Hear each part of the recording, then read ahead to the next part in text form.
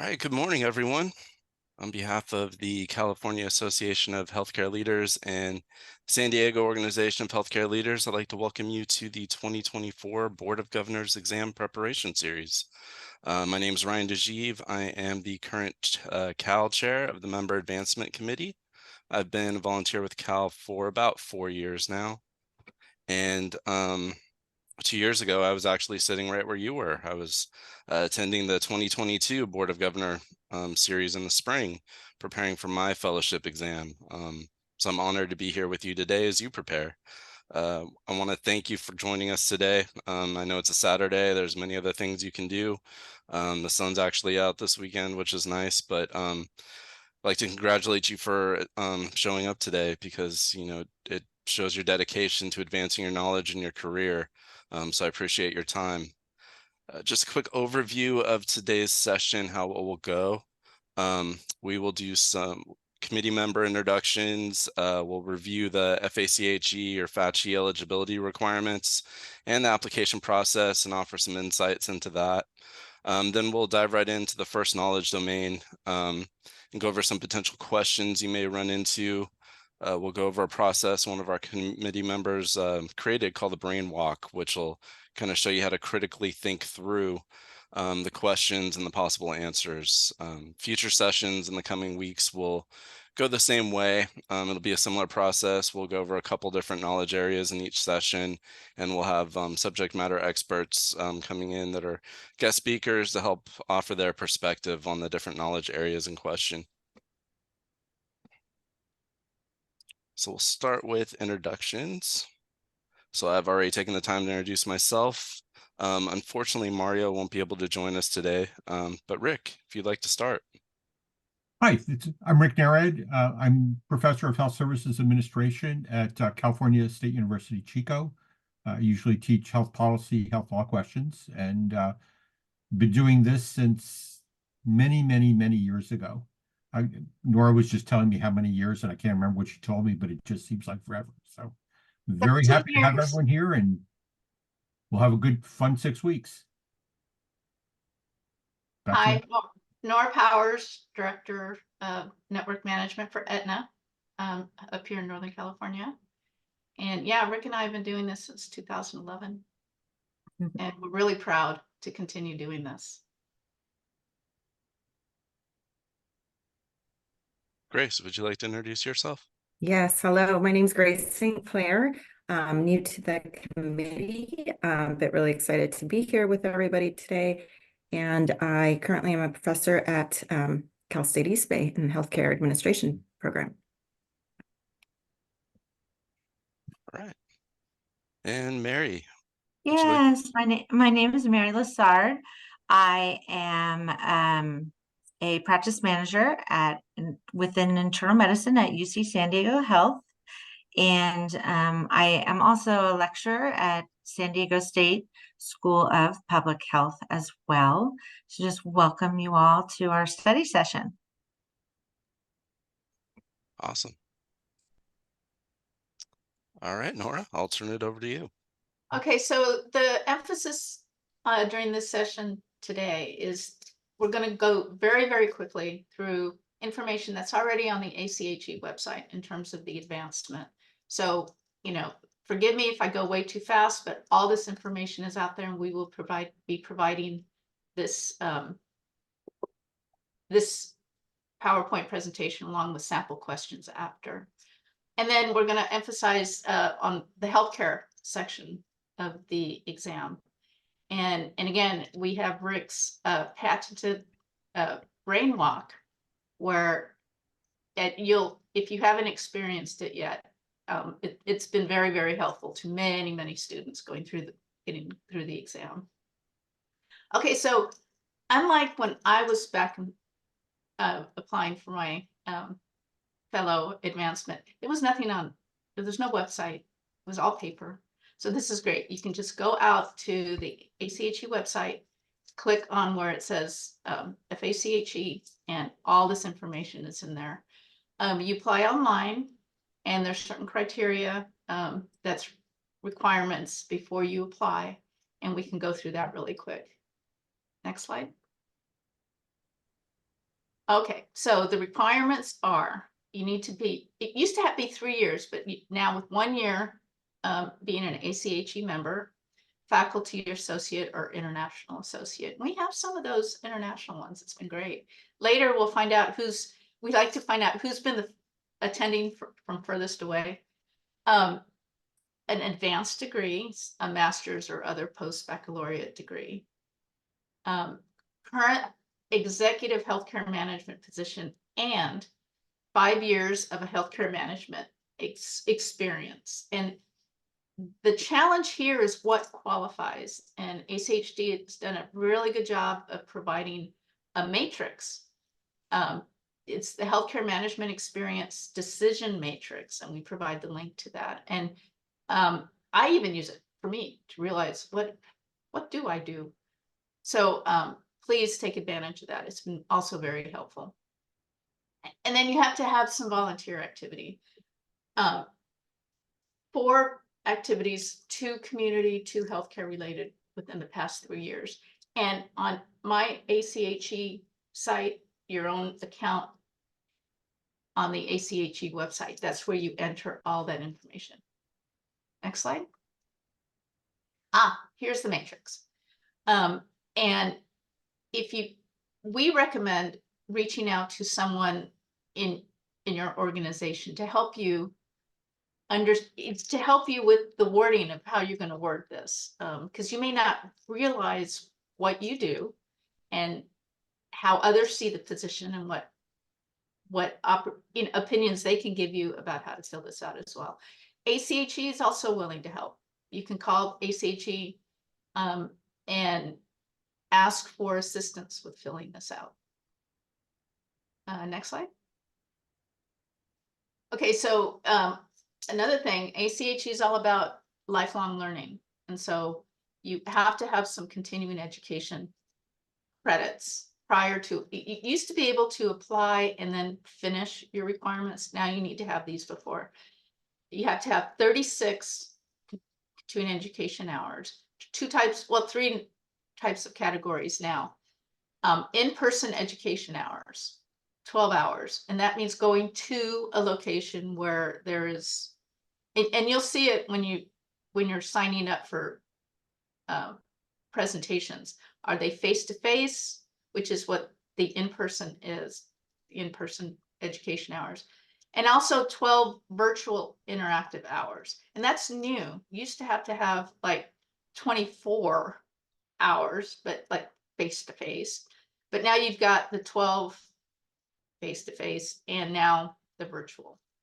And then up to 12 of those can be qualifying education hours. And for example, this series that we're putting on is worth 8 qualifying education hours. So again, you log those, you log your own qualifying education hours in the My ACHE site. When you're signing in for the in-person and the interactive, ACHE logs those for you, but you need to keep checking and make sure that they're there. Next slide. Okay, so this is where we're talking about the example of the volunteer hours. And some people may get tired of hearing this, or if you've been watching any other series that we have on our YouTube channel. So 2 community and 2 healthcare related events. And my community events were, I was a band parent for kids in the band in high school. It sucks you dry. You spend hundreds of hours, but that qualifies as the volunteer activities. And then healthcare related activities. I mean, this is something that you do with your organization, something you do for the Heart Walk. Again, and sometimes your community civic activities could like border on healthcare related activities. So the key is this is something that you're doing for you, but then you also can use it for your advancement. And then you need 2 references. One, and so, for example, those of us on this committee are willing to be a reference for you from a current fellow. And one needs to be a structured interview, and one can just be over the phone. All of these can be over the phone or online, but the structured interview has a very specific set of questions. You can go online and see how that process works. And again, those of us on the committee, just by virtue of being here, indicate, and we're serious about this. I mean, this is, we take an oath that we're serious about when we're referring someone for advancement. And so what ACHE tries to do is get you to find someone within your own organization that's a fellow. They're usually thrilled to be asked to provide a reference for the fellowship. Okay, next slide. Okay, yeah, I'm just going to blast through this. You complete online. This lists everything that you need to submit with you. If ACHE accepts the application, then they give you permission now to register for the exam. You have 2 years to take it and pass it.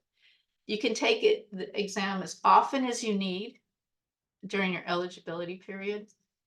And key is, though, that if you don't pass, you have to wait 60 days before you take the exam again. And you have to register for it each time. And one of the things that's interesting is that as we get more into the structure of the exam, ACHE does change the questions every I don't know, every year, every quarter, I can't remember, but after a certain amount of time, it's a whole new exam, new questions. So if you're in that waiting period, it could be that the questions are different next time around.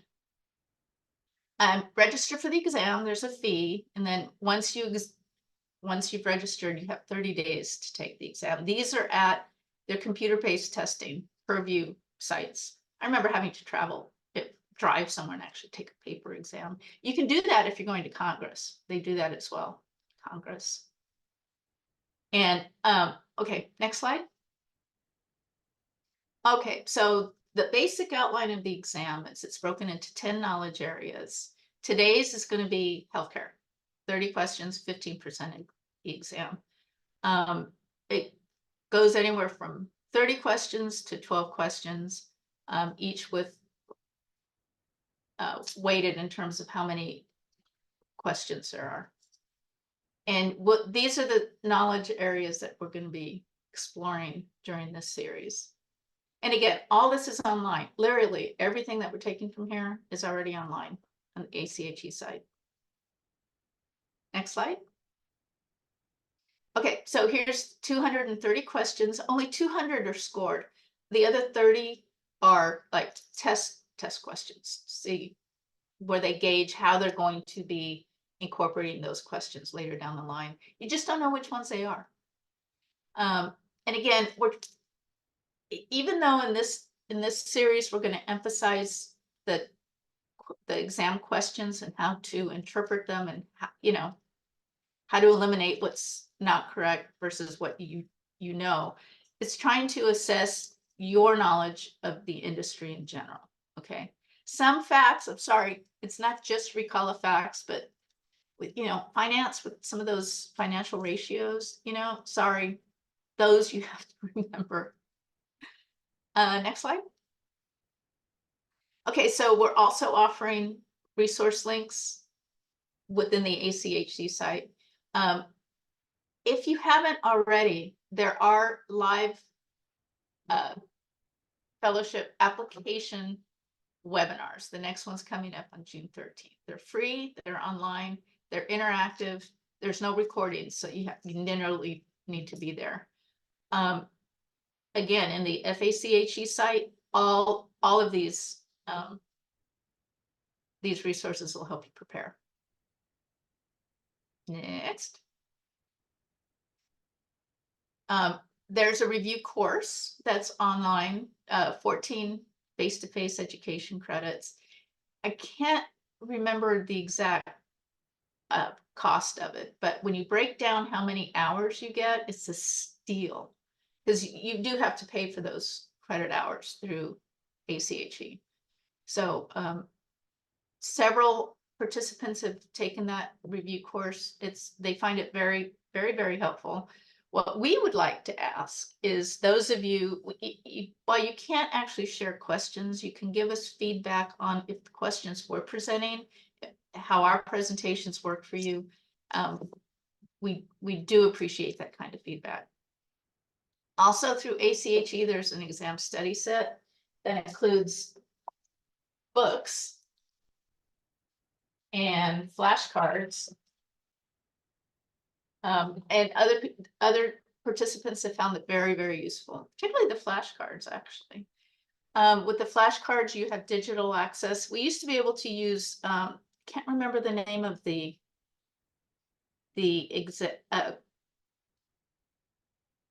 one where you could come up with your own test questions, but you can get online. You can have it on your phone where you're looking at definitions, have to guess the name, or you're looking at the title and have to guess the definitions.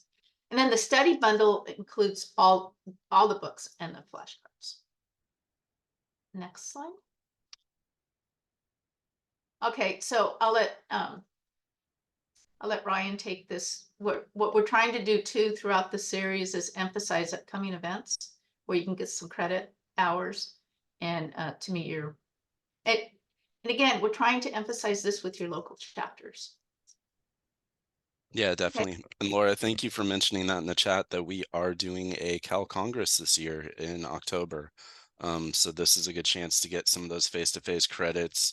There's 6 in-person credits available for it. It's going to be on Friday, October 25th in Sacramento. There's still some details to be ironed out, but please look out on the Cal website or Cal LinkedIn page to see more information about it, and we hope to see you all there. And again, for those of you that are outside of California or outside of just our chapter areas, look at your own chapter as well. More and more chapters are doing their own series, and we love to cross-pollinate with other chapters. So again, your chapters offer scheduling all kinds of events throughout the year. Also, I'd like to just let everyone know that the San Diego Soul chapter is having a virtual credit event, that new type of event that ACHE is implementing for advancement. And it's diverse paths, shared destinations. It's stories from the Navy Medical Service Corps. And I think the easiest way for those that aren't in San Diego or with our chapter, but you can follow, I would follow our chapter on LinkedIn, and we always advertise all of our events on LinkedIn. It's a little bit more timely than our website because that has to go through the college, and sometimes it can take a couple of weeks to update and change things on our website. So if you're interested in learning more about that, I definitely would follow our chapter on LinkedIn. Thank you, Mary. So in general, and again, all these rules or recommendations are in general, but most participants allow 3 to 6 months to study. You know, you yourself can evaluate your knowledge on each area, a knowledge area. Not everybody's good at everything. Some of you are. I was never strong in finance, which is funny, being a managed care contract manager. So that one I had to work harder at. Assess your competencies. There's a booklet within ACHE to help you understand, test your competencies. And again, one of the things that we need to emphasize is the exam is a cumulative exam, meaning you can, if you don't pass one knowledge area, if you pass others, that's fine. That's okay. You may be weaker in some areas than another. Point is the entire point score. Other participants have found that it really helps to develop a plan.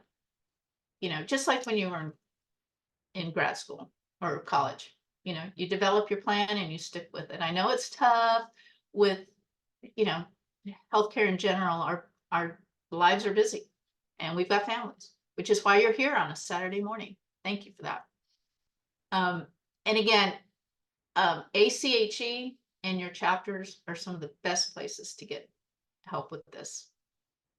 Okay, next. Okay, so again, I just go through this really quickly. Again, this gives you emphasis, you know, a little more background in what to prepare for. And I'm just going to blast through this so we can get to the fun stuff. Okay. Oh, and one of the things on here, you do get your exam results like right away. So you'll know like right away. And one of the things that we need to emphasize too is when you submit your application, if you pass, if you submit it between like March to end of June, they'll waive the exam fee, so it's free. So even if you don't think you're prepared, do it. Take it. If it's free, who knows? You might pass. Several participants have. So that's a word of advice. Try it. Okay. Next slide. How long do you have to take it if you do that? I mean, you can sign up now and get the waiver, but I don't think you have to take it until end of the year, right? Correct. Yeah. I think you have 2 years to schedule it. But once you schedule, you need to take it within 30 days. I'm like, I think that's what I just said a few slides ago, I think. You can go back and take a look. Yeah, I meant with the fee waiver. Oh, yes, yes. Okay, so these are the books. This is the exam study set. We do have a set of books with the chapter. They're older though, but later we'll talk about it's a loaner program that we'll loan you some. But this is the currently on the ACHE site. And this, go to the next slide. It'll include the study bundle, which includes the flashcards as well. And people that have invested in this have had no regrets. They do find these very, very helpful. Next. Okay, so this is a testimonial of someone who, Mike, that passed this maybe a year ago, that this is what helped him. We have some testimonials on our Cal site as well. And next slide. This can be you next. We love getting feedback pictures, and we put them on our wall of fame. So we look forward to seeing that. Okay, next. I think that's the final one, and we can shift gears to the fun stuff. Oh yeah, okay. Okay, so so again, this is 30 questions, 15%. That said 15, right? Yeah, 15% of the exam. We're gonna the highlights for this section are straight out of the ACHE site, and we put them on our slides here just to emphasize this is the body of knowledge that ACHE thinks are important to understand in this section. Next slide. Yeah, so here's knowledge of healthcare and medical terminology.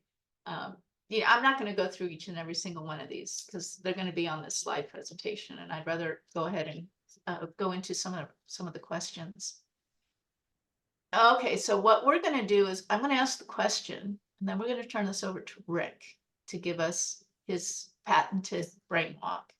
So before we start, Nora, before we start in on the actual questions, I want to point out something which is something that makes this program different than many of the others, which is we're not trying to teach you all of the content. And honestly, there's no way we can teach you all the content you want to know.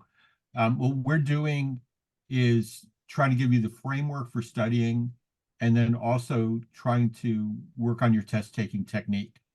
right? We used to try to do a review of all 10 areas in one day. It was a real long day, and I think it was pretty much useless because you walk out of there brain dead. So we're not even trying to do that. The study videos that we send you each week will give you an overview, but all it is an overview, and it sets up the framework that you can use then to prepare yourself. The healthcare one is probably the hardest one, not only because it's so many questions, but it's such a broad area that it's really hard to do it. So just coming up with a framework for yourself, something that works for you, is going to be best. Back to you, Nora.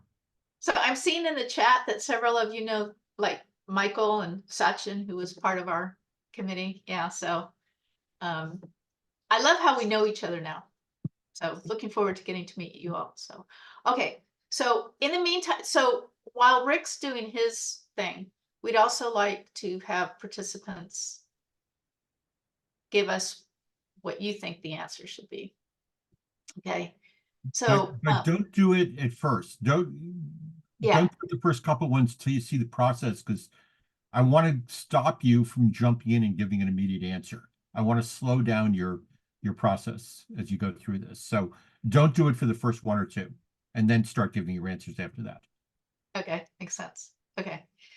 Improving profit for provider service network that contracts with employers on a capitated basis, but pays providers on a fee-for-service basis, possible by, okay. Okay. Well, let me just go Okay. through quick. I'll let you do Increasing the number of inpatient procedures, reducing per member per month rates to employers, increasing payment rates to network hospitals, or reducing utilization of services. Okay, let me also emphasize first that I have not looked at these ahead of time, and therefore I really honestly don't know the answers up front, and therefore there is a really high chance of me getting some of them wrong. And that's okay, because no one knows everything. I certainly don't. I do better with some areas than others. I teach a class on this, what I should do better on it, but that's okay. I mean, some of them are going to be wrong. There's two parts of answering the question that I want you to do. The first one is, as you read the question, and I'm going to show this in a second, but as you read the question, look for the key words that tell you what they're looking for. And of that really long 3-line question up there, we could probably eliminate half the words because they don't matter for the question, right? So technique 1 is, how do you look for the real word, the keywords? Technique 2, and this may be the most important one, is don't think of it as a single 4-choice, multiple choice. Obviously it is, but don't think of it that way. Instead, think of it as 4 true-false questions. And that's going to help you to narrow down your choices, because a good question is going to leave you wondering if you got the right one. But if you can eliminate 2 of the 4, you're increasing your odds. 1 out of 2 is a lot better than 1 out of 4. All right. So I'll show you how I do this. And again, I haven't looked at this question beforehand. So I'm improving profit. Okay, we're looking for something that's going to give us money. Provider service network, is that different? Maybe. Okay, but it's contracting. Here are the words that are jumping out at me: capitated and fee for service. So I'm going to look for something that is setting up in my mind a difference, a contrast between capitation and fee for service. And obviously I've got to know what both of those are, right? So I'm looking for a network that gets paid capitation but pays out fee for service, okay? And then back to, how do they improve their profit? How do they make more money? Okay, well, increasing the number of inpatient procedures. Well, okay, now they're getting paid capitation. They're not getting paid. The network that is not going to get paid fee for service. So that means if I increase the number of procedures, then I'm actually paying out fee for service more to my providers. That means I pay more money. That's not good. So I'm going to put that down as false. I'm just eliminating it. Okay. Reducing per member per month rates to employers. Well, no, that one I can obviously say is false, Because if I'm getting paid capitation, that means that the more I get paid per member per month, the more my income is. Doesn't say anything about cost here, but I'm just cutting my income. No, that's not going to improve my profit. So I got false, false. Let's go to number 3. Increasing payment rates to network hospitals. Okay, now again, capitation means I'm getting a set money amount per member per month coming in. Okay, and then I'm paying out fee for service. So if I am paying more each time something is done, I'm paying fee for service, higher rates. I don't think that's going to increase my, I don't think that's increasing my profits. Probably not. Okay. So I've got false, false, false here. I really hope to hell that D is true, because if not, I'm in really big trouble here. Okay, so I got by process of elimination, D is supposed to be right. I could just stop here and say D, but let's take a look at it because I may have messed up. It's been known to happen. Reduce utilization of services, I think that is. Reduce utilization of services. So, all right, again, let's think difference, capitation, fee for service. Capitation, I've got the same amount of income coming in regardless of how many services we provide, but I'm paying out fee for service. So that means the more services that are done, the more I'm paying out. If I can do fewer services, then I'm left with more money out of my capitated payment, and that means I've got more profit. So knowing about capitation, knowing about fee for service, I can tell you that one sounds really true. So I've got a false, false, false, and then a true, and I'm going to go with D. And Ryan's going to tell me if I blew it or not. Let's see. Let's find out. I did it. All right. Okay. Now, most of you probably scanned those quickly and came up with D. And at least half the time that's going to work. But it's the other half we're thinking about. And a lot of the questions, as you're going to see, even if you don't really know the answer, you're not totally sure what something means, you can figure it out, right? The trick is slow yourself down. You've got, what is it, 6 hours to take the test, something like that. I don't think I've met anyone who took 3 hours yet, right? So don't feel like you're rushed. Deep breath, slow down. You have plenty of time. You can highlight the ones or check off the ones that you're not sure of to go back later and check them again. You have time to go over all your questions and change the truths to the right answer, the wrong answer. You don't want to do that, but some people do. But slow yourself down. Look at the questions, looking for what are the key words here that I have to think about, and then go through and think true and false. Okay. Let's go to number 2. Go ahead, Nora. Ryan was mentioning that what helped him in his exam was, like you said, Ryan, you'd never tagged so many questions to go back to review, but that was part of your strategy, that it helped you to pass the exam. Yeah, I literally felt like I tagged over half of them and went back through. You know, I did the first initial pass through the 230 questions and then did my next pass through all the ones that I'd flagged and tried to reduce those each time I went through. But yeah, I've never flagged so many questions on the test before. And that's the advantage of doing it at the test center, that the technology lets you do that. When I was studying for the bar exam, speaking of nightmares, that was even worse than this exam. They told us go for the low-hanging fruit. Do a first pass, go through and find the ones you obviously know, then go back and find the ones that are harder. So the technology lets you do that. And so one of my favorite pieces of advice is read the question backwards. And I was giving just an example this morning. I read contracts for a living. So I was having to look at a contract proposal and I just whipped right through it. And I thought, oh, okay, this is good. But then I read it, some of the ones backwards. I'm like, oh, I missed something really important, because I saw a keyword and just blanked out. So once I read it backwards, I realized I missed other keywords. More importantly, I was missing the keywords that I was looking for. So that is one of the, in my opinion, that's my best coping mechanism. Okay, next All right, question. let's see number 2. Okay. Which of the following is Sorry, true? Oh, I'm sorry. you go ahead. Okay, which of the following is true about a capitated managed care organization arrangement? This time I'll let you read the question, the answers. All right, so again, I'm looking for the keywords here. Which of the following is true? So that's telling me one of these is true and 3 are false. Okay, I pretty much knew that. About a capitated, again, that's a keyword here. I'm looking for something that's capitated, and I'm not sure it matters that it's an MCO. It's capitated, right? That's probably what I'm looking for. Is what's the impact of a capitated arrangement? What's true about it?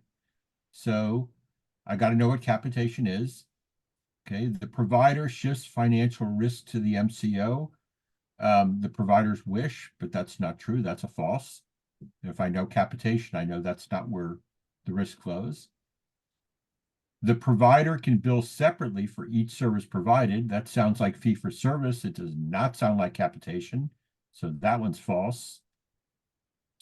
Provider must wait to bill the MCO until services have been provided to the patient. Again, that's fee for service. That's not capitation. So just knowing what capitation is really helping me here. I've got false, false, false.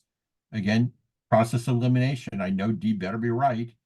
And it's the definition of capitation. The provider is paid a set fee per member per month. So 3 of these are false. One's obviously true. I'm going to go with D. All right, let's see. And I am 2 for 2. I am on a roll here. So we've put 2 capitation type questions in a row, but they're different. I mean, they're worded differently, which I feel is useful to know. There's going to be different ways they ask like the same question, you know, and Rick had a slightly different walkthrough for this. So, so again, it's the same concept, just worded differently.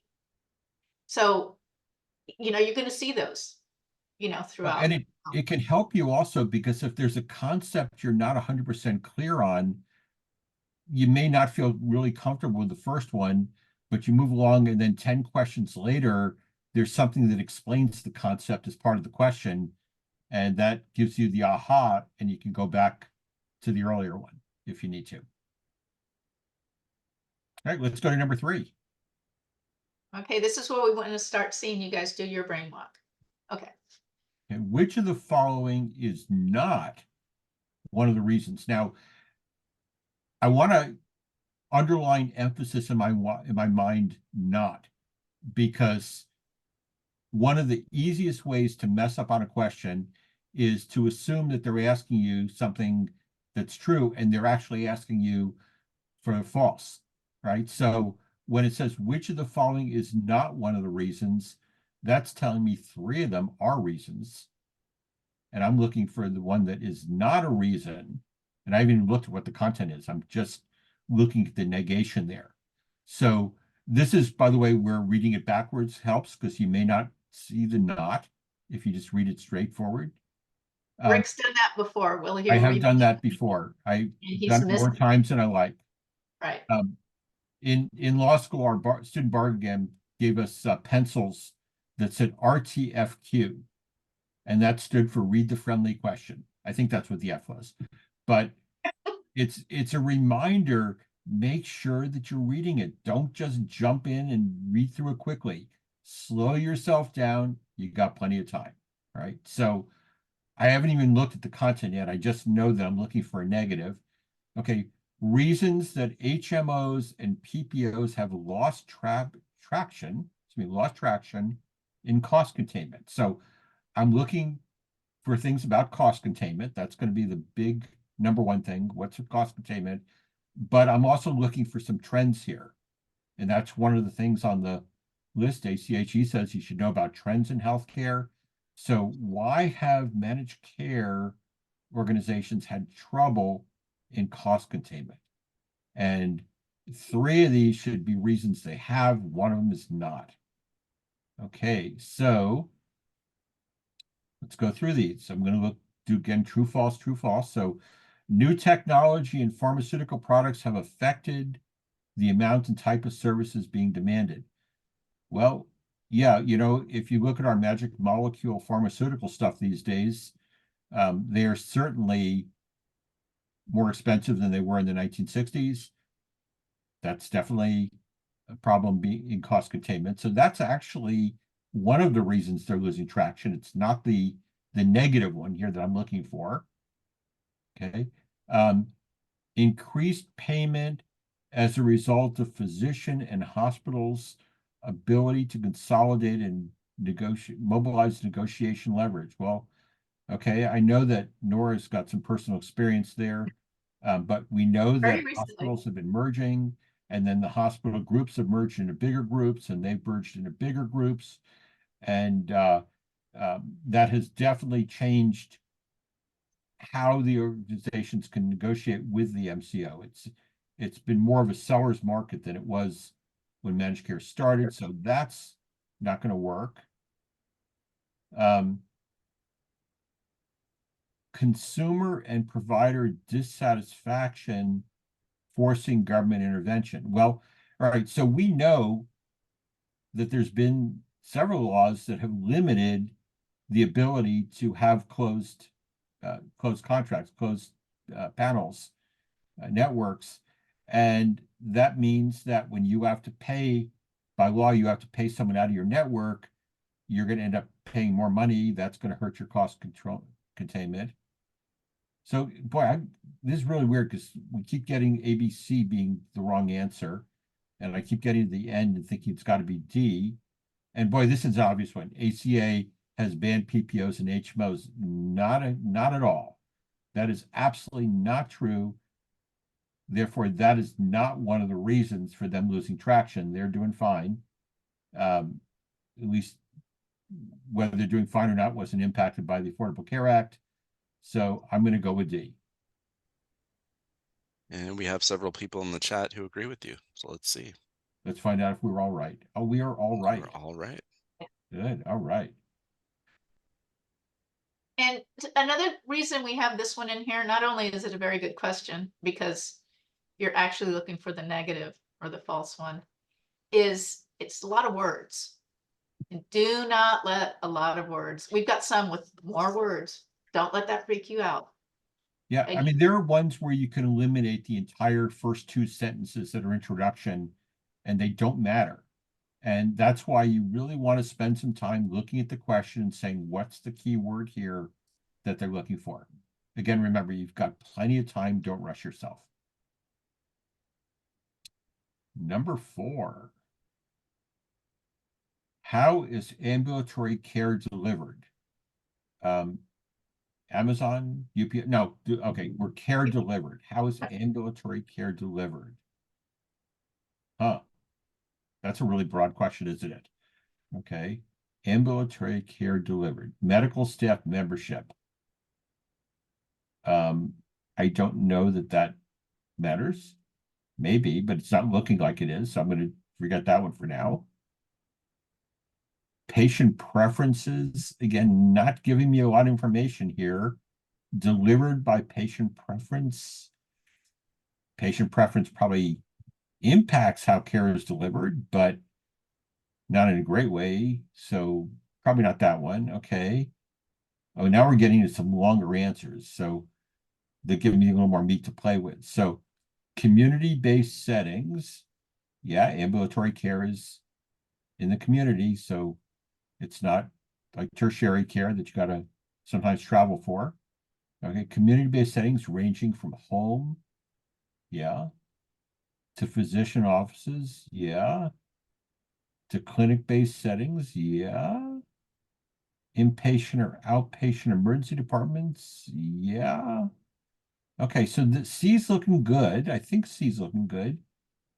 But D is interesting here because D has a lot of the same words. So, Mhm. sorry, um, inpatient or in community-based settings ranging from home to acute care facilities. Now, the other one started with home to physician offices.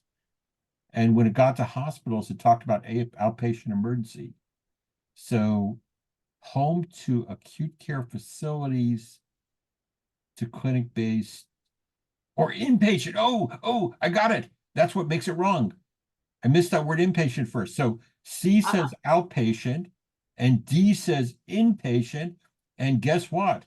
Ambulatory, you ambulate, you walk in, hopefully you walk out. You don't get put in a bed. That's not ambulatory.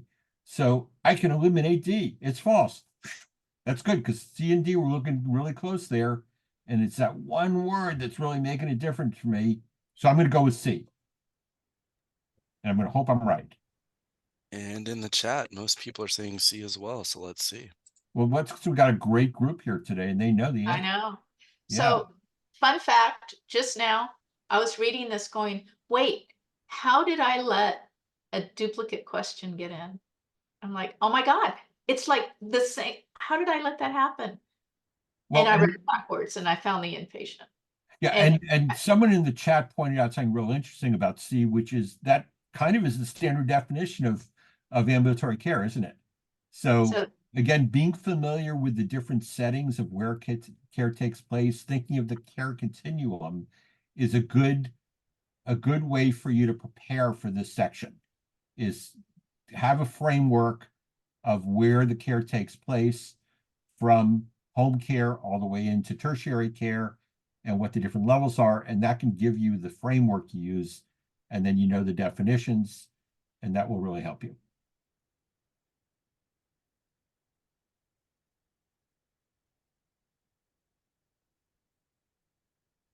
Okay, the you read this one? cost Okay, of go ahead. graduate medical education is a concern to government policymakers. So keywords here. Okay, cost. Cost of graduate medical education. So why is the cost of graduate medical education a concern? I'm going to leave out government policymakers. Right, so cost and GME. So I got to know about GME. What is GME? That's residencies and things like that. And who pays for that? Well, a lot of it's paid for out of Medicare. So the cost of it is high is a concern. Okay. Number of residencies and residents are not centrally controlled. I got to tell you, I don't know a lot about how GME works, to be honest. I know the general principles, but I don't know a lot of details, so I'm not sure on that one. I'm going to put A aside. Number of medical school graduates exceeds the number of residency positions. I do know that's true. But is that impacting the cost? I'm going to go back and look at cost. Yeah, that's probably not it. That's actually controlling the cost by limiting the thing. So I think B is false. A is unknown, B is false. Managed care organizations are relatively uninvolved in payment of GME. Well, yeah, same with fee-for-service organizations. I don't think that's really it either. So I'm thinking that's false. Many residency positions are filled by foreign medical graduates. Well, I don't know about many. I know some are, but does that raise the cost? Is that a policy issue about cost? I think not. So I've got A, which I can't rule it out. And I think that if it's not centrally controlled, that would potentially raise cost, maybe. B doesn't look good as far as an answer. I think B is pretty false. C is pretty false. And I think D is false. So I'm not 100% sure on this one, but A is the one that I'm least able to eliminate. Doing my true, false attempt, I think A is right, but we're going to find out and we'll see. What is the least, in your opinion, is the least wrong? Yeah. Okay. Given my limited knowledge of this particular area, what can I figure out with what I do know And again, by eliminating the ones that are obviously wrong, I can increase my odds of flipping a coin, right? That it's going to be better. So let's see if A is the right answer. It is. And someone says there's match day, which makes it essentially controlled. That's true in terms of who gets into which residency program. They're controlling that. They're doing that in an organized way. But the number of residency available, so surgery versus family medicine versus whatever, are not really centrally located, centrally controlled.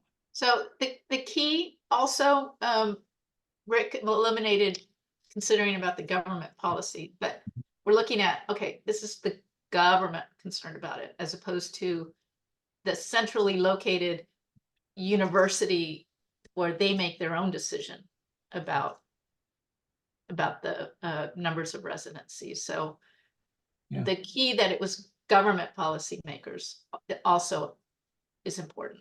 Yeah, so maybe I shouldn't have eliminated that. I was focusing on costs of GME and maybe keeping it as a policy issue instead of a organizational issue might have helped me. But without knowing a lot about graduate medical education, I was able to still just logically figure out that a couple of these made no sense, and therefore I improved my odds. And sometimes that's all you can do is improve your odds. You don't know everything. You will never know everything. But if you can improve your odds of guessing, you're gonna get a higher number of correct answers. Number 6. TLAs. Know your TLAs. What's a TLA? It's a 3-letter acronym. We live on TLAs in healthcare, don't we? So which of the following is a unit of measure? All right, I'm looking for a unit of measure, and I'm looking at physician clinical productivity. And some of you are putting your answer in way too fast, thinking, oh, I just know this thing, and you haven't really analyzed it yet. So I'm going to analyze it. So I got to know what each of these 4 TLAs stands for, but I'm looking for a unit of measure on physician clinical productivity. So, okay, RVU, relative value, is it relative value unit? Yeah, it is. It is what physicians do. It's how we pay them or measure what they do compared to others. So I know RBRVS, resource-based relative value unit, but somewhere in there. Anyway, RVU sounds like could be good. Okay, CMS, Center for Medicare and Medicaid Services, not a unit of measurement. That one's false. IPA, India Pale Ale, no, Independent Practice Association. Okay, again, that's an organization type. It's not a unit of measure. That goes. CPU, Central Processing Unit for the computer, is the only one I know. Is there another CPU? None that I can think of. So if that's it, we eliminate that. So we've got one that I think is true, and then we got false, false, false. So even though I can't remember what RVU stands for, it still sounds like the best answer from what I remember of it. And since I can easily eliminate B and C, and I'm pretty sure I can eliminate D, I'm going to go with A.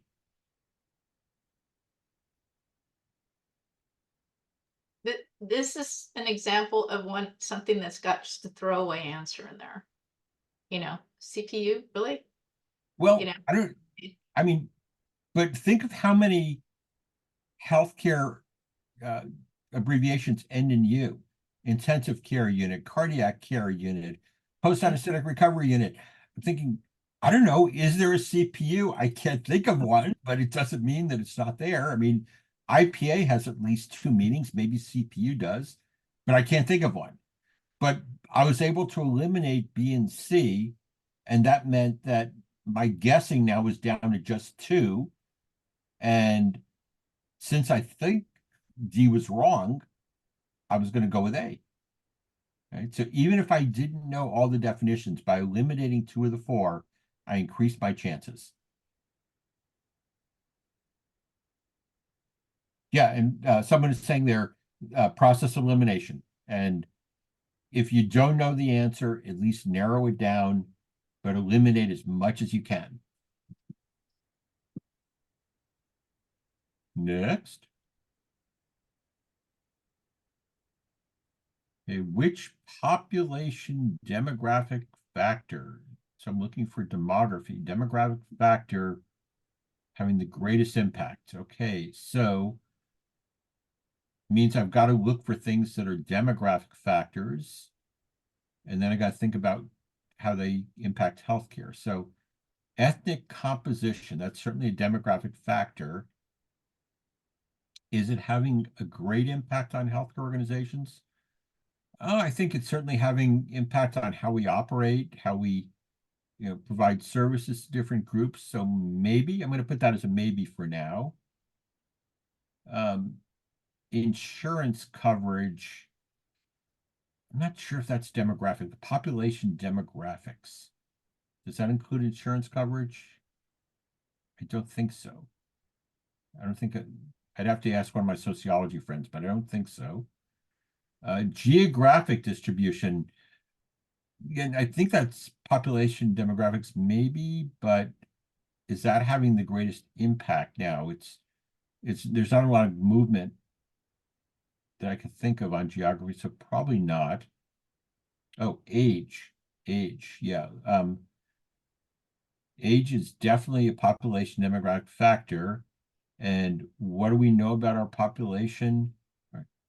We are aging, right? In the last hour, we've all aged at least 1 hour, right? So is that having a great impact? Well, yeah, because we're having fewer babies and more geriatric patients.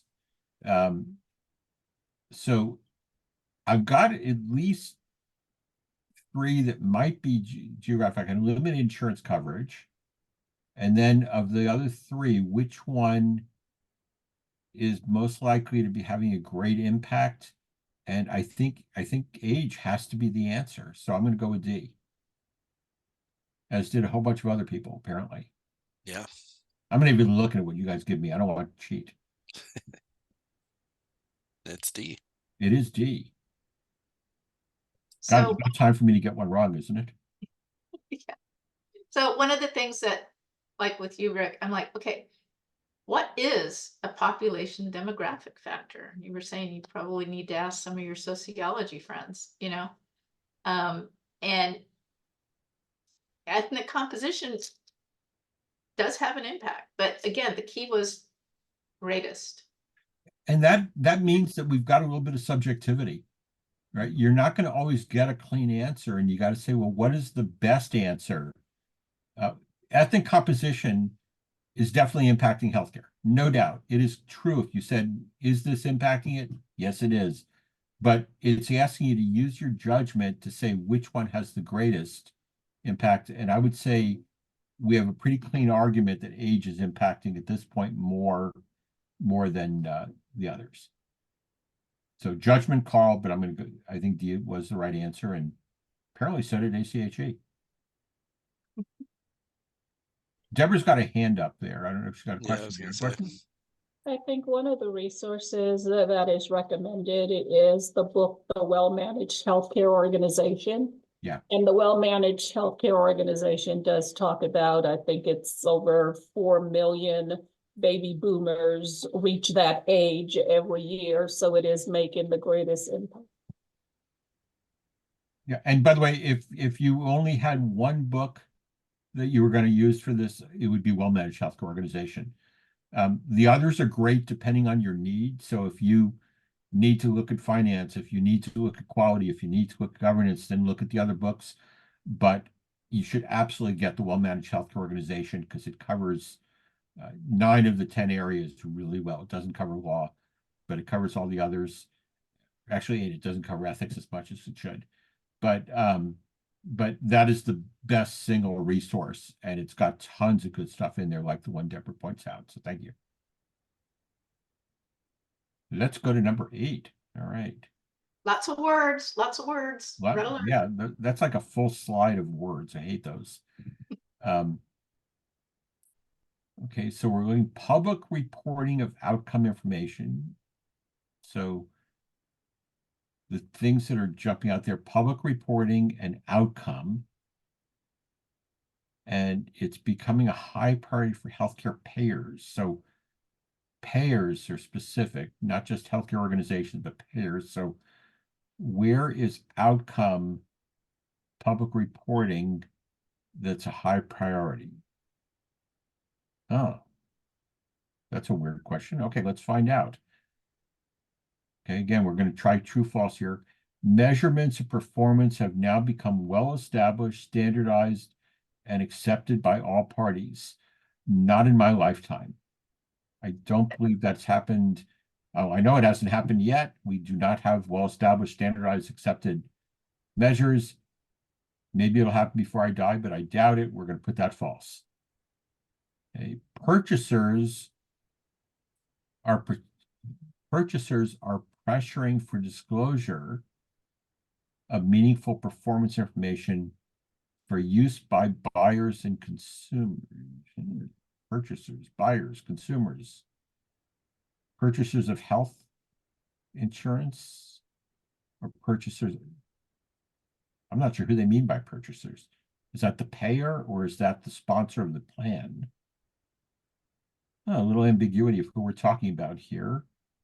And buyers and consumers. Now I know who the consumers are. Who are the buyers? Is that, again, is that the payer? Is that the employer? That's a weird one. So I'm going to put B aside because I don't know who they're talking about yet. So I'm going to hope one of the other answers is better because I don't like B. Consumers and healthcare are now, you're right. Consumers are well organized. Yeah, sure they are. The American Association of Patients, yeah, it doesn't happen. All right. So in the same way that I can eliminate A easily, I'm going to eliminate C easily because it's a joke. Forget it. It's not happening. Physicians are increasingly encouraging their patients to evaluate plans. Has anyone ever had their doctor tell them to go with a plan because they've got great data? I don't think so. I think if a physician is telling me I should switch plans, it's probably because they pay more. So that, not by my experience and not by anything I ever heard about, D doesn't sound right either.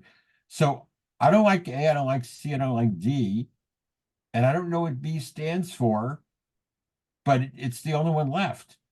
So depending, you think our purchasers, I think purchasers of insurance, are they pressuring for disclosure of meaningful information? Well, let's see. We've got the Leapfrog group, we've got the business forum, we've got a few others. So I don't know if that's anything close to a universal movement, but it certainly is happening. So I think B is true, and since I've eliminated the other three as being false, even if I don't like B, I think I'm going to go with it. Huh. Let's go with B. All right, I'm going to put down B.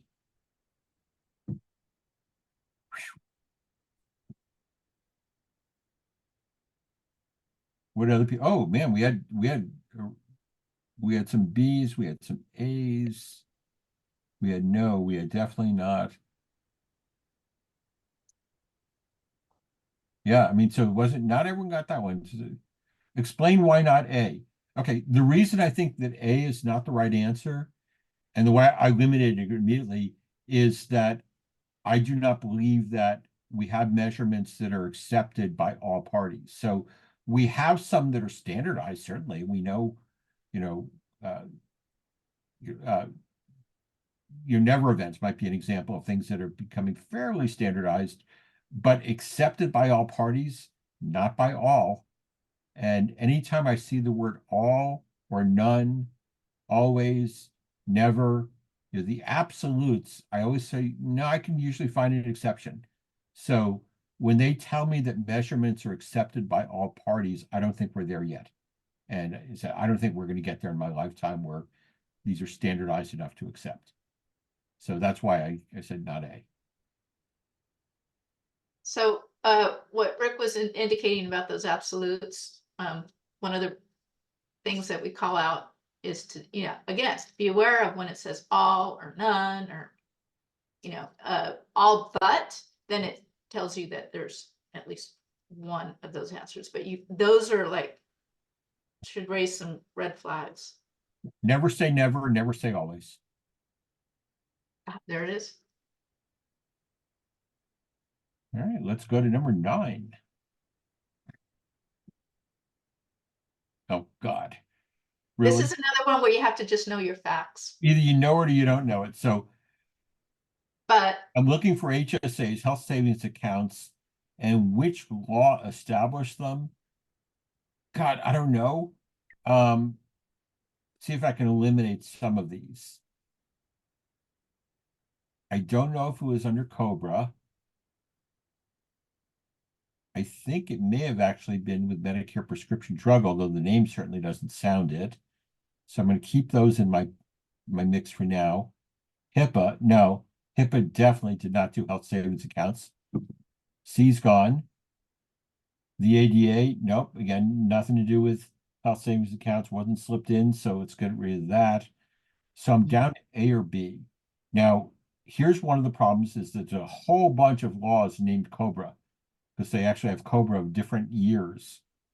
Congress just likes to consolidate their budget stuff, and so I don't know. It might have been A, but I'm just thinking in the deep, dark corners of my memory that HSAs were stuck in with Medicare drug improvement. That's the one that came up with Part D, Medicare Part D.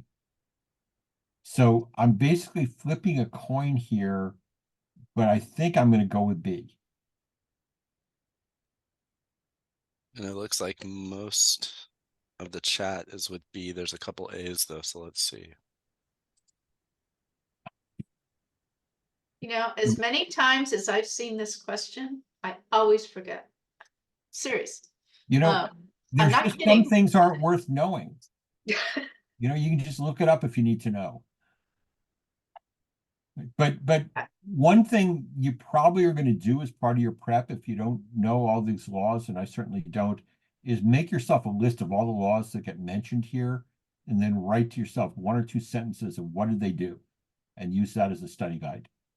Yeah, it's a way of organizing yourself. And there are lots and lots of health laws that may pop up, and if you can at least eliminate some of them of what they did, that'll help you. So, and this is also a good example of this kind of question could also be in the laws and regulations piece. This straddles both arenas. It may be worded differently in each of the different sections. But so when we get to the laws and regulations, there's more than just 3-letter acronyms, bunches of acronyms. But again, this is the challenge. And again, these can be worded differently in the different sections and they overlap. Yeah, and that's a really good point, which is the 10 areas are definitely not really clean lines between them. There was a lot of overlap. One of my favorite ones is that contracts are not part of law, they're part of management. Well, I think contracts are part of law, but I'm a lawyer, so I'm prejudiced. But ACHE does not have clean lines, and things can pop up in multiple places. So this is going to remind you to remember to look up the Medicare Prescription Drug Improvement and Modernization Act. Them, not me. It's not going to make me do it because I'll forget it by next time anyway. All right, let's go to number 10. Are we getting near the end here? I think so. No good. Honestly. Because I'm on a roll here. The pressure's really building. I'm getting really stressed. Okay. Demand for nursing care. Oh, so function of 2 elements. So what drives the demand for nursing care? Okay, so I'm going to look for things, elements that drive nursing care. That's the key thing I'm looking for. What drives nursing care? And as I go through, I'm going to ask myself, does this drive nursing care? So number of patients, yeah, for sure. Right? The more patients you have, the more nurses you need. And the number of physicians on staff, Well, probably not. Okay. Number of patients, yeah, again, that's good. And how sick they are. Oh, acuity. So volume and acuity, are those two elements? Yeah, they sound good. I think that's a true. Let's keep B as a true. Number of physicians on staff and their specialties. Well, again, I don't think number of physicians on staff is really it. I think specialty might, to some, well, yeah, I mean, surgery more than something else. I don't know, maybe. But physician on staff, I still don't think is there. So I'm going to say no there. Number of PHO and HMO contracts. You have to remember what a PHO is. It's not a Vietnamese soup they're talking about here. Physician Health Hospital Organization. Those contracts don't drive nurses. So A, I don't think so. B, no. D doesn't even look close. So I'm going to go with B, and B does sound true, even without eliminating the other three. Volume and acuity sound like those are two elements that definitely would drive the number of nurses you need. The number of your patients, how sick they are. So yeah, B. I'm going to go with B. And it's B. And it is B. Deborah pointed out most states have ratios like in California, so that. Yeah, I don't think that's that true. I think California is one of the few actually that has ratios, but the California Nurse Association, wearing its role as the National Nurses Association, trying to become a national union, they are pushing for it in other states, but most states have not yet done that. This is a good point to remind you also, this exam is national in scope. It's not state specific. So particularly when you come to like HR stuff, it's not just California. So that's another way to remember we're talking national scope. Yeah, and someone just pointed out SNF is definitely driven by acuity. And we have to not always be hospital centric also, and that's a problem with ACHE generally is most people, not all, but most people in ACHE tend to be more hospital focused, but we have to remind ourselves that there's a lot of healthcare that isn't part of the hospital. Good point. Yeah. Good point. I don't think we've made that before on this question, but yeah, you're right. All right, let's go to the next one. If there is a next one. Oh, there is a next one. Okay. Oh God. What is the order of the healthcare? I hate the ones that are ordered because I have to remember what I did. And this is where the true false part really helps, because if I can eliminate the falses, then I can focus back to the true maybes. So the order of the healthcare continuum. Well, again, that's a good way to structure your studying, your preparation for this is knowing the continuum of care. Notice it doesn't tell me from the least simple to the most complex. It doesn't tell me from beginning of life to end of life. It's just telling me there's a continuum. So long-term care, kind of mostly end, then acute. All right, yeah, so long-term comes after acute if that's the order. Palliative, wait a minute, no, palliative is more likely to be either after acute or between acute and long-term. So forgetting that one, no, so A's wrong. A's a false. Okay. Pediatric, yeah, beginning of life, guess, kids, yeah. Okay, medical, then surgical, no, that's not a continuum. Medical, surgical, acute's not a continuum, so B's wrong. Okay. Primary, yeah, beginning basic care. All right, so that's the type of care. It's not when it takes place in your lifetime. It's type of care. Primary, then acute. Yeah, that makes sense. Then long-term, then palliative, pain control, end of life. Okay, I like C. Acute, then surgical. Well, again, surgical is not a it's a type of care, but it's not a part of a continuum. So I don't like the word surgical in there. Then palliative before long-term care, probably not. Palliative is part of long-term care, maybe, but certainly not before long-term care. So I'm going to eliminate D. So let me take a look at C then. So primary, acute, long-term palliative. Yeah, that one's the one. It's correct. It is an order that makes sense, and the other three don't make sense. So I'm going to go with C. And we had a consensus in the chat as well. Yeah, and someone points out palliative should always be last, and that is true. Palliative care is end of life. It's hospice and other stuff where we're not really trying to cure people. We're trying to keep them comfortable. And the last one is actually when they get transferred up to the ECU, the eternal care unit. Nora, I expected you to laugh at that one. No. One of the reasons I love working with Nora is she laughs at all my really bad healthcare jokes. And I was gonna ask you back on your favorite word for HIPAA for the. No, I'm not going to do that one until the health. Okay, we get to all right. health law. So Then I will tell my what I was HIPAA joke. concentrating on right now is that calling out that palliative needs to be last. Yeah. That's correct, because if they didn't have primary in there, for me, the key was, oh, primary, bingo, that was it. You know, but what if they didn't have primary? What if there were other words in there? Yeah, so see, celestial discharge. Oh, Celestial discharge, I like that one. I'm going to I steal like that one. Yep. All right. Does that come after the transfer to the ECU though? I don't know. The discharge after the transfer. We'll play with that one.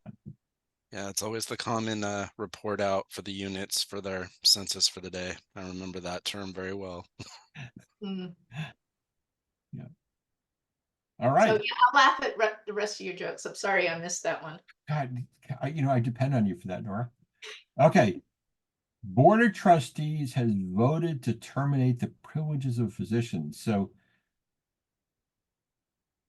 right, so I think whether or not the board has done this, it's the terminating the privileges. That's it. Okay.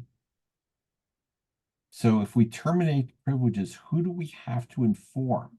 So the real question they're asking is, who do you have to inform when you've kicked a physician off the staff, right? So I'm looking for organizations who might have to be informed.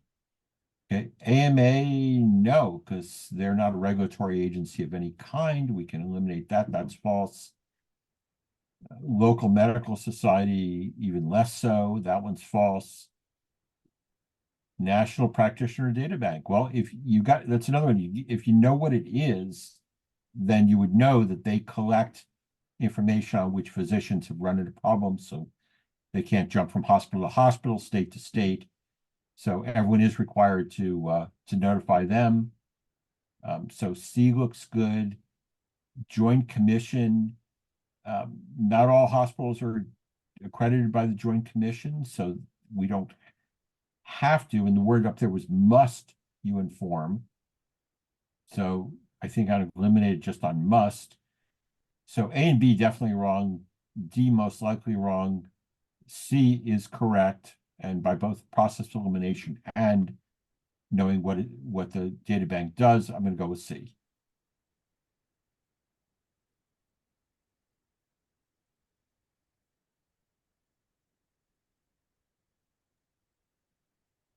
See, I think we have another. Yeah, we do. One more. Okay. Oh. All right. So this is one of those ones you know it or you don't know it. So obviously, one of the things you should know is what are the four parts of Medicare, A, B, C, D. And I love how this wasn't listing them in order. So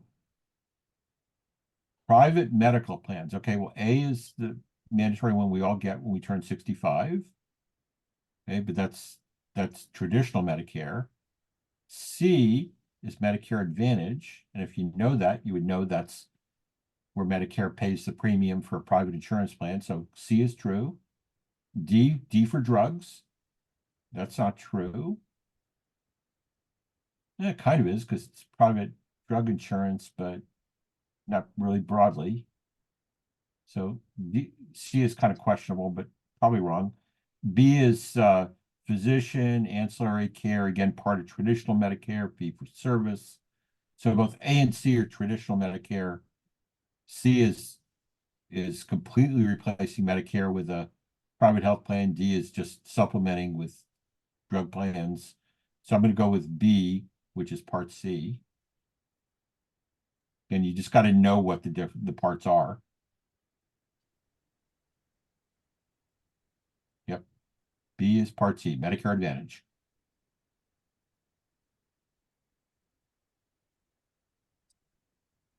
Oh, wait a minute. Did I get 13 out of 13? Was I You perfect did. today? Yes. I've You never, did. ever done that in my entire life. Okay, you don't have to either. And that's really, I just want to emphasize that. None of us are perfect. None of us know all 10 areas equally well. We all specialize in some areas. You want to know where you're going to really put your effort in, because there are areas that you know already. You're not going to waste much time. Probably all of us need to spend more time on things like finance and quality if we don't do those day to day. I personally, when I was preparing, I needed to spend time on governance and HR because I just don't do them. I don't teach them. I don't think about them. I try to avoid HR people. So I had to actually spend my time, study time on that, less so on the law. But you're going to know yourself and you're going to try to put your effort in all the areas, but don't expect to be perfect. You know what I'm appreciating about the chat with the contributions here? We used to do these in person, now we're doing them online. I appreciate each and every person's contribution to this session. Yeah. You guys are the smartest people in the room.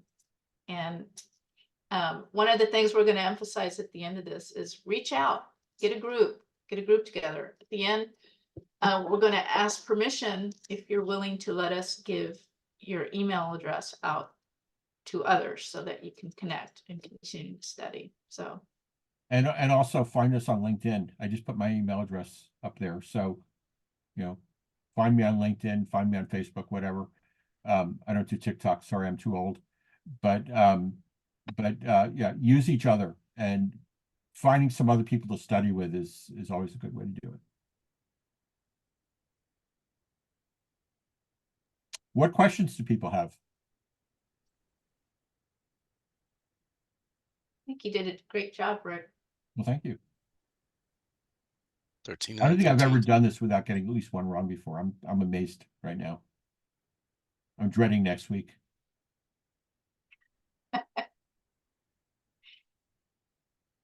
Yeah, I'm gonna have to find out what healthcare joke he made that I missed.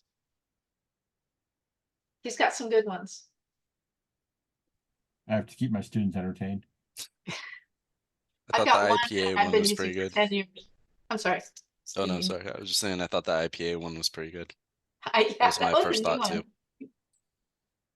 I use one to break the ice with when I'm calling like on behalf of my mom, or as a patient, and it just breaks the ice every time.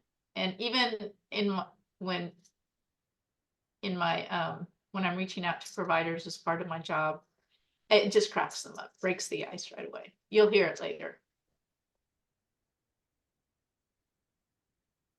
I'm seeing a whole bunch of email addresses, which is great. I'm not seeing any questions. So if you have any questions, either put them in the chat or raise your hand, whichever you would prefer. Either on the process or on the healthcare or on the brain walking technique.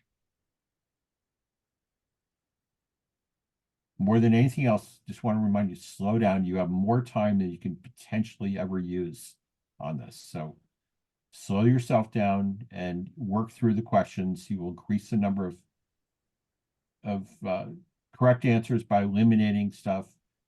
You will also decrease the number of mistakes you make by forgetting not or forgetting the always. Hi, I have a question if we have time. Yeah. Sometimes when I look at the sample questions, the uncertainty in my mind, the cause of uncertainty in my mind is I got to figure out from whose point of view am I looking at this at? And is it from the health plan's point of view? Is it from a hospital's point of view? Or is it from a doctor's point of view or a provider? Like, do you guys have any tips when it comes to things like that? I think the answer is all the above. Mhm. And this is the standard question that all lawyers give to everything, which is, well, it depends. And it depends means you got to really look at the question, because some of the questions are going to look at it. So particularly like the capitation one could have been asked from the viewpoint of the payer, the provider, the sponsor of the plan. As long as you know capitation, you ought to be able to apply it to each of those. But I think Frederick's point is real important of making sure that you read the question and ask that, whose viewpoint is this? You know, where does this apply? And there is no across the board answer on it. And again, one of the things we emphasize is remember that this is national. So if your experience, you know, even if your experience is very focused on the state you're in, remember this is national. So it applies in California, but it won't in New York, Wyoming, Florida, you know. Definitely So, not. right. Especially as we get into the laws and regs, and HR is a big one. HR, I think, is the big one because there's so many HR laws that are specific to the state. I'm liking to see where people are from. Yeah. What There's organizations. one person in Arizona. Anyone else from outside of California want to tell us where you're from, or outside the U.S.? Yeah, I want to see who's We like had, the furthest we had away. Saudi Arabia last time, I think. Yeah, we did. That was San Diego, fascinating. that's really not quite outside the U.S., but close. Des Moines, Iowa. Japan. Okinawa. All All right. right. Excellent. That's great. In Okinawa, are you with the military? We have a big presence with the military in our chapter. Most chapters Military. do. Yep. So good for you. Yeah, excellent. I'm very happy to have people here. Thank you for your service. New York. Okay, so why don't we get virtual interactive education points for these sessions? Very simple. So for the virtual and the face-to-face, you're either ACHE if they're doing it directly, or your chapter's using a template that's developed by ACHE. Okay, they control the template. You know, you add the participants or, you know, the audience, you know, in that, but it's a template. This here is something we're doing just for our chapter, as well for all the chapters. But this is why this is qualifying education, because you're spending time on your healthcare knowledge and activity, but this isn't sanctioned on a template from ACHE, if that helps. But we do have to apply to have it qualify for qualified education. We have to have speakers. We have, you know, speakers that meet the criteria, the faculty, the knowledge, and the content. So, but we develop the structure of it. I hope that helps.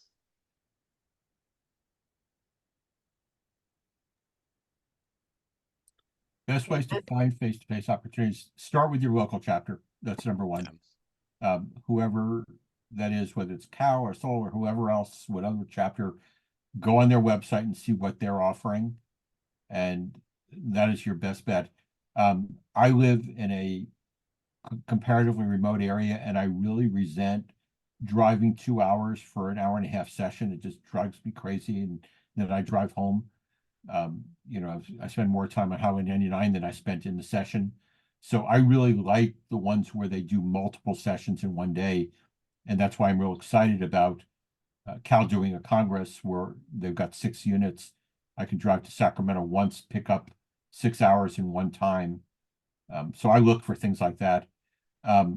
If you want to get a bunch of them all at once, the clusters are really incredible. They're on the expensive side, and usually you have to travel, but you pick up either 12 or 24 units in one place. And those have been really good. They're also really good topics. They're really interesting as well. Yeah. They just hold them in places I don't want to visit, but you know, that's a trade-off.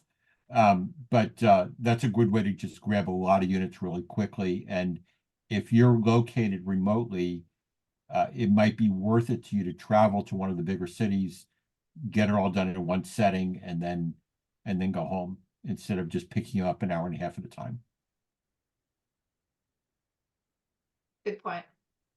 And again, ACHE site, you know, it's got links sometimes to some of the chapters as well. So the good thing about ACHE, they offer all those opportunities.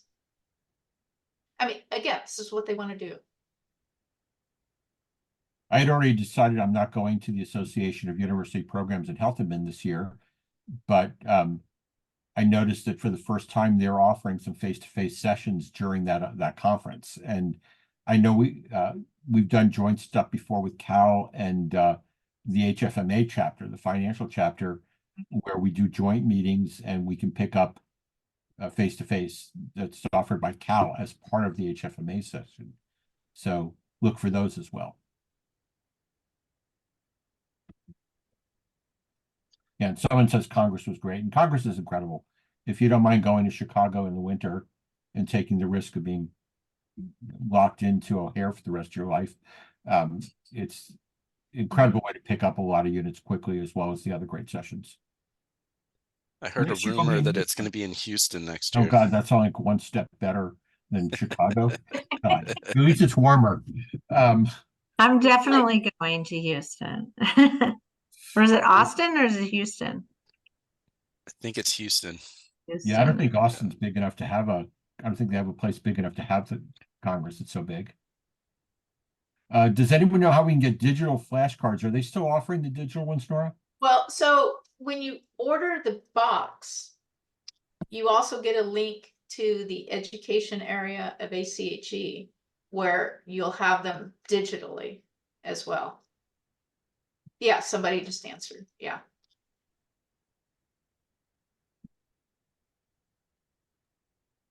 Well, it looks like we're out of time. Yeah, thank you all for joining.